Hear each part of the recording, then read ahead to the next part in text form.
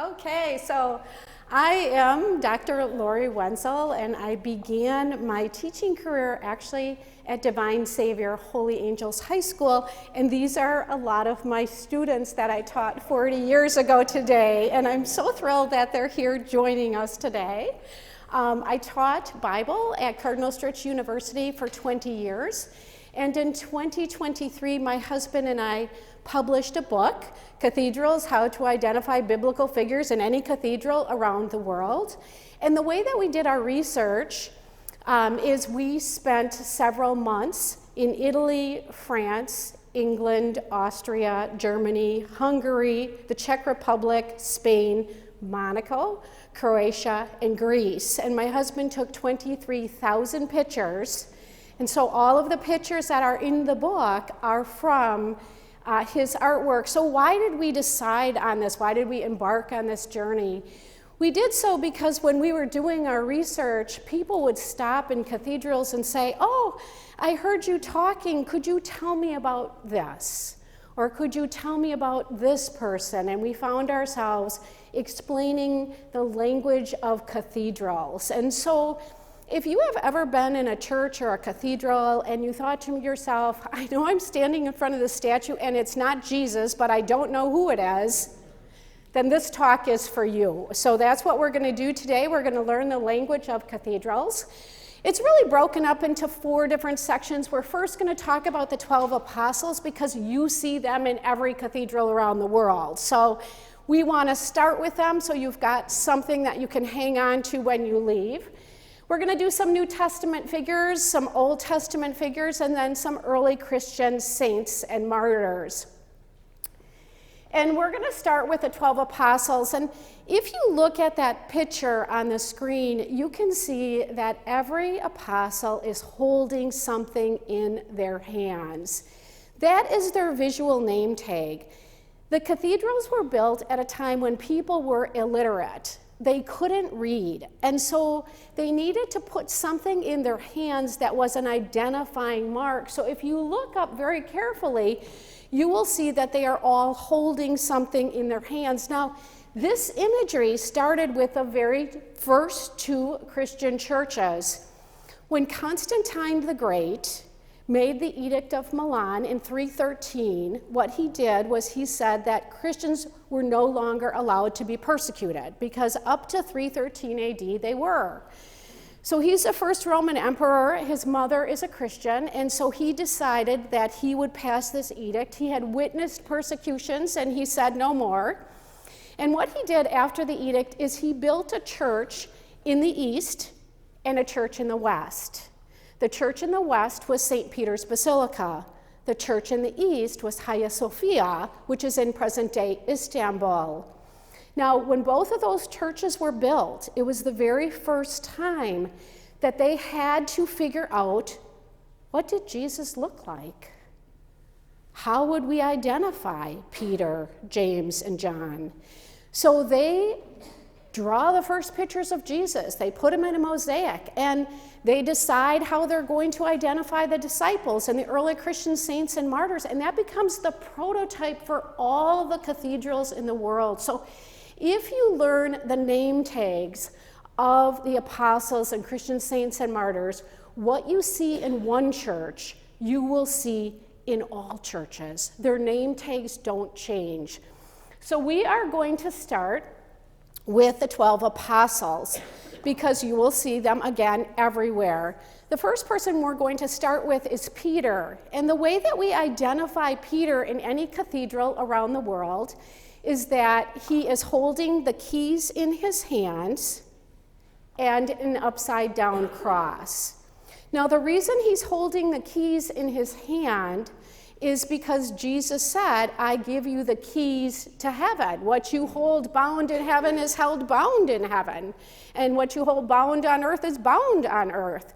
So he has the keys in his hand, but why does he have an upside down cross?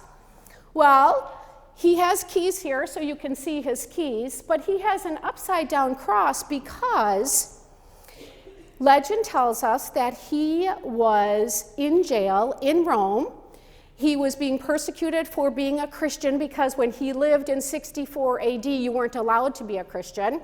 You had to follow the Roman religion, or you were considered guilty of treason, and they would hang you or crucify you or cut off your head. So he was in jail, and legend tells us that an angel released him from jail, and he begins to walk out of Rome on the Appian Way. That's the name of a road leading out of Rome. On that road, he meets Jesus, and he says to Jesus, "Where are you going?" And Jesus said, "I'm going to Rome to be crucified again." And Peter realized that he was supposed to go to Rome and be crucified with the other Christians.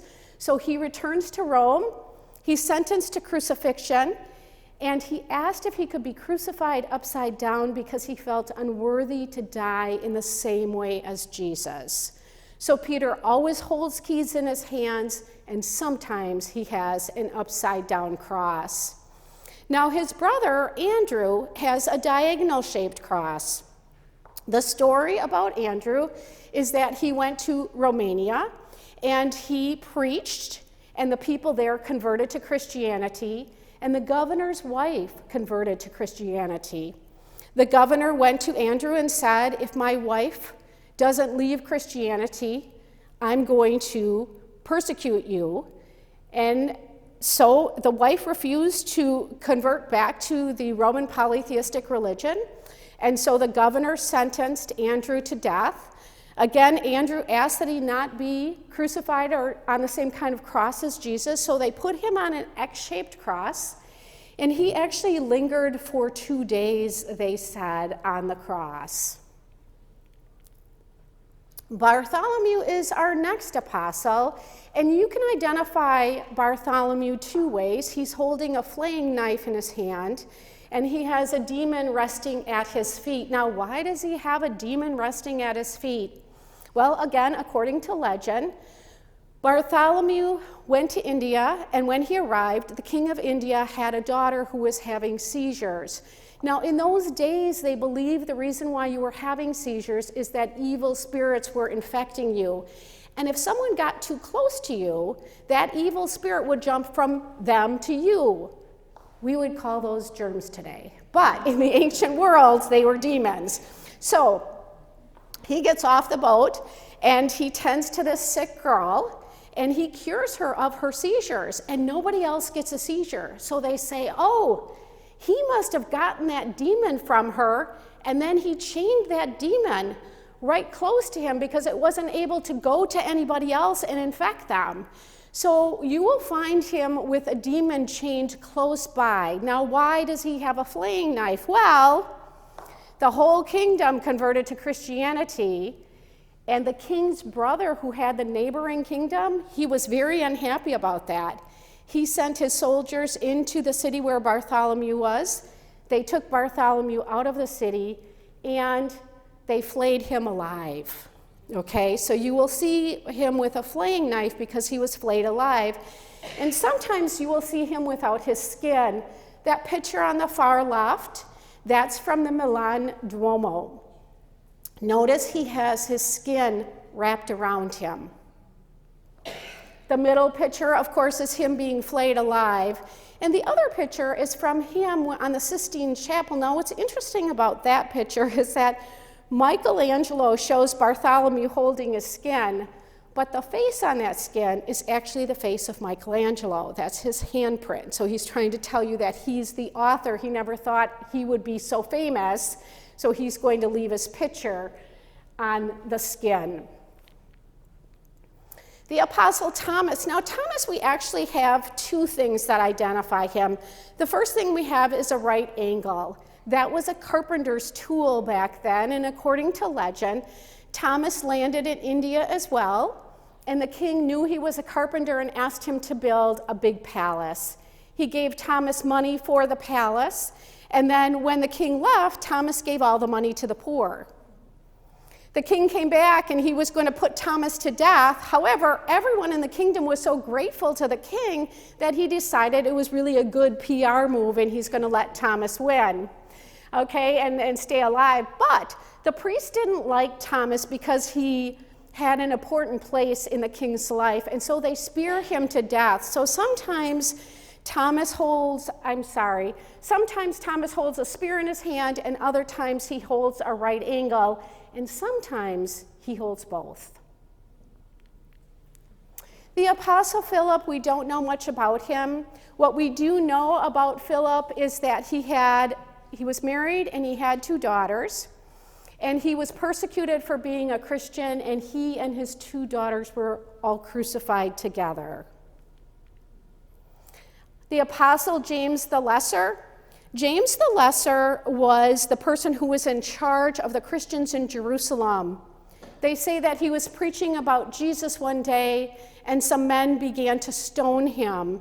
And when that wasn't working quick enough, someone took a fuller's club, and you'll notice he has like a large club in his hands that has a lot of ridges on it. That was a fuller's club. And in Jesus' time, a fuller's club was used to do the laundry. They would put the clothes in a big tub, and then a fuller's club, they would beat the clothes with them. So it was a pretty common instrument at that time. They say that someone took a fuller's club and hit him on the head, and his skull was crashed. So whenever you see him, you will see him with a fuller's club in his hand. Simon the Zealot. Simon the Zealot, again, we don't know very much about him, but we do think we know how he died. He preached for a little while, and then someone sawed him in 2, and not this way, but this way. So whenever you see him, he has a big toothy saw in his hand to remind you of the way that he died. The Apostle Jude. Jude has a Hallberg axe in his hand. Again, we don't know that much about where he preached and what he did. We know that he died and he was killed with an Hallberg axe, which is an axe that has both a pick and a spear on it. James the Greater. Santiago de Compostela. Have any of you been there, Santiago de Compostela? You have been there. This is James the Greater. James the Greater, actually, he was in Jerusalem preaching. He left Jerusalem and he went to Spain, and they didn't like him in Spain, so he came back to Jerusalem, and he is the first apostle to lose his life. He's beheaded by King Herod, and his disciples don't know what to do with his body and his head. So they said that disciples took his body and his head to Spain, and they took it 500 miles. And the legend tells us it never smelled bad. So, well. So they took it 500 miles until they found somebody who was willing to build a chapel for James's body. 500 miles later, they found a queen. She built a chapel for him. He rests now in Santiago de Compostela. And you know, the path that the disciples took is marked with seashells. So you usually see St. James. He has seashells on him to remind you of, if you want to follow his path. 350,000 people follow the way of St. James every year, the path that his body took on a pilgrimage. And in the Middle Ages, they told you that if you followed that path and walked, 500 miles, all of your sins would be forgiven. And I always think I didn't really do anything that bad, right? That would warrant 500 miles. I'm just going to be upfront with all of you about that. Okay, our next 2 apostles are also gospel writers, so they're evangelists. So John and Matthew were part of the 12, but they were also part of the 4 evangelists. When we recognize John as an evangelist, as a gospel writer, he has an eagle by him somewhere, and he has a book in his hand. But when we see John as an apostle, he has a chalice with a serpent coming out of it. Why a serpent? According to legend, John was supposed to drink out of a glass that had poison in it. He prayed over the cup, and up from the cup rose a serpent symbolizing the poison. The serpent crawled down the cup and away from John, at which time John drank from the cup, and he wasn't poisoned to death. And so we find John with this cup in his hand with a serpent coming out of the cup. And the apostle Matthew is also an apostle and a gospel writer. Matthew is one of the few apostles that didn't meet a horrific end. We think he died of old age. So whenever you see Matthew along with the other apostles, he has a book in his hand and he appears to be a very old man because he died and he lived a long time. And he has an angel by his side, so that's how you know that it is Matthew, the gospel writer. And now we're going to talk a little bit about Judas, because no one ever does, and I think we should talk about him a little bit because you see him in Cathedrals as much as you see the other apostles. How do you recognize the apostle Judas? Well, he has a money bag. He doesn't have a halo over his head, and we also recognize him by the Judas kiss. So if you look at the scene from the Last Supper, what you see is he's sitting across the table. He doesn't have a halo on his head, and he has a money bag. Again, there you see some pictures of Judas with his money bag. And then, of course, you see the Judas kiss. Now, what's interesting about these two portrayals of Judas is that when Judas was kissing Jesus to betray him, Peter was cutting off the ear of the servant. So can you see that sometimes when they had a little piece of artwork, they would tell the whole story? Judas is kissing Jesus, Peter's cutting off the ear of the servant. Now, what happened to Judas? You know, the Bible tells us he hung himself or he exploded in a field, depending upon who you're reading. But this was interesting. This was taken at a church about an hour and a half south of Paris. And what's interesting about this is you can see Judas is hanging himself, and then in the next scene, the Good Shepherd is coming and carrying him on his back. And I like this because I think what it says to all of us is that grace is bigger than we ever imagined. That if there's room for Judas in heaven, maybe there's room for all of us, regardless of what we've done. So there seems to be this opportunity for hope about grace beyond grace in this particular cathedral. So again, these are our 12 apostles. And where do you find these 12 apostles? Well, this is up on the top of a church.